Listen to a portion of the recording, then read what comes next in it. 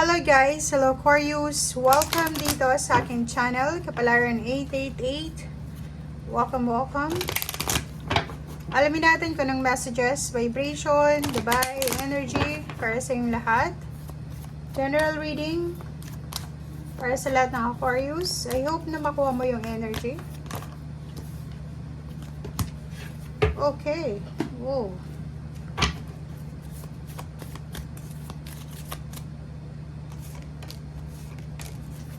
Aquarius. Oops.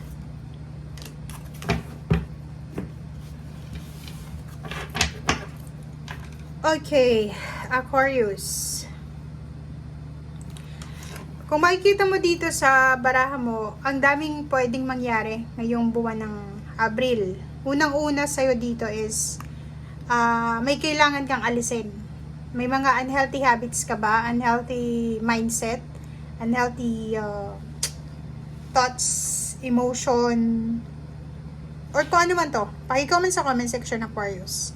Kasi kailangan mong i-collect yun sa sarili mo and kailangan mong i-declutter siya. May choice ka sa buwan na to na baguhin kung ano yung mga bagay-bagay na alam mong hindi na makakabuti sa'yo. And hayaan mo yung sarili mo na makatanggap ng tulong, makatanggap ng biyaya. Kasi minsan, may mga Aquarius dito na medyo mataas yung pride nila na mas gusto nila na tumulong but ayaw nilang tumanggap ng tulong. Next card is fertility. Wow! So, nakikita ko siya dito, ang dami-daming new beginnings na mangyayari sa buhay mo. Kung babae ka, unexpected pregnancy siya. Comment down below if nag-expect ka na mabuntis or lalaki ka na ini-expect mo na mabuntis ang karelasyon mo. Busy ka din sa trabaho, lalo na kung isa kang babae na Aquarius. Nakikita ko sir dito na araw-gabi kang nagtatrabaho, nag-overtime ka pa, weekend nagtatrabaho ka pa. And parang may tumanda na dito, may tumanda ng OFW kasi trabaho lang siya ng trabaho, abroad lang siya ng abroad. Okay? And dito naman, sinasabi na if ever may mga bagay-bagay na hindi mo tanggap or mahirap tanggapin sa buhay ngayon, i-let go mo na lang. Okay? Huwag nating, kumbaga, pilitin ang ating sarili na tanggapin yung mga bagay-bagay na nangyari sa buhay natin. Mali itong ginagawa mo kasi, like for example, may mga tinatanggap ka Aquarius na instances sa buhay mo na hindi naman para sa'yo. Like for example, yung obligation, responsibilidad sa pamilya, iniatang ito sa'yo sa balikat mo ng iyong parents or ng iyong pamilya, and alam mo na hindi mo naman obligasyon, but wala kang choice eh. Parang tinatanggap mo lahat. So, yun ang kailangan mo daw na i-let go sa ngayon. Kaya mong pumunta sa lahat ng direksyon na gusto mo. Kaya mong ma-accomplish lahat ng goals mo. So, lakasan mo lang yung loob mo kasi yun yung kailangan mo sa ngayon. Confidence, bravery. Yun yung kailangan mo sa ngayon. Lahat daw ng mga minamanifest mo, lahat ng mga gusto mo ay posibleng mapapasayo if buong buo yung kalooban mo talaga. Okay.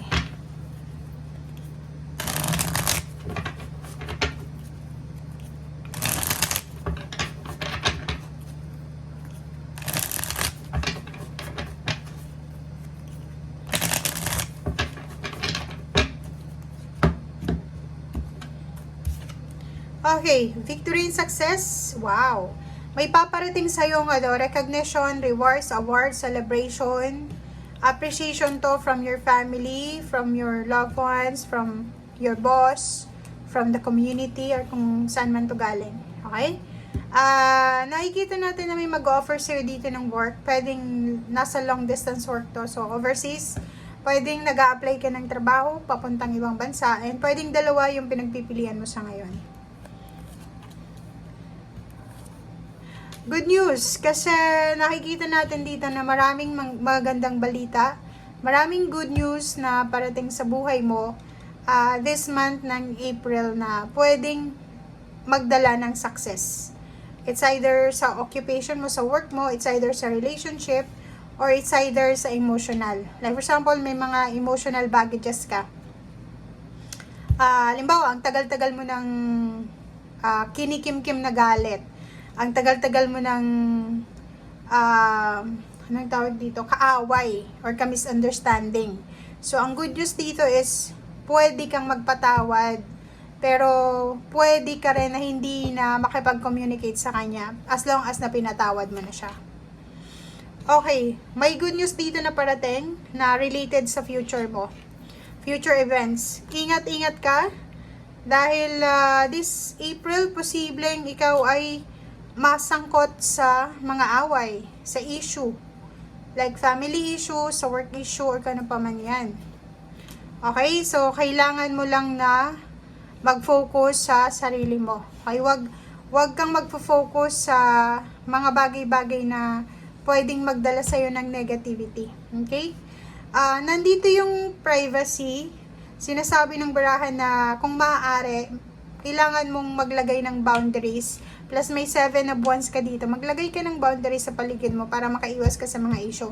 Kasi ang dami-daming nagdadala sa'yo ng kwento, balita, mga chismis. So, ang pinaka-wise na decision na gagawin mo, mag-focus ka sa goals mo, mag-focus ka sa kung ano tong victory and success na gusto mong mangyari sa buhay mo. Kasi dyan lang dapat ikaw mag-focus sa ngayon. Okay? Huwag kang mag-focus dun sa mga away sa pamilya, away sa trabaho, away kaibigan, or kung ano pa man. Okay? May iba sa'yo ditong magkakaroon ng promosyon sa trabaho, may ikakasal, may magkakaroon ng anak, mabubuo yung pamilya. Kung feeling mo empty yung family mo kasi wala ka pang anak, posibleng mabuo to. So, relationship, may mga reconciliation din, may mga issues from your past na posibleng maghihilom na ngayon. Yung mga sugat ng nakaraan, yung mga taong nanakit sa'yo, yung mga taong nasaktan mo, pwedeng magkaroon kayo ng mga pagpapatawaran. And may isa ditong unexpected celebration. Unexpected siya kasi hindi naman siya ini-expect na celebration, Aquarius. Dahil, for example, ang celebration na ito is despedida party. Party siya dahil sa recognition, rewards, awards, promotion, or pwedeng sa komunidad lang na-appreciate yung kung ano ka sa mundo ng kung anong field ang meron ka sa ngayon. Okay? So, punong-puno ng kaligayahan yung puso mo. So, matatapos yung buwan ng Abril na masaya ka. Kasi, fulfillment and achievements itong darating sa'yo. Lalo na kung nag-i-expect ka ng salary increase or pwedeng nag-i-expect ka ng empowerment. Okay? Marireclaim mo yung power mo. Thank you guys and see you again. Bye!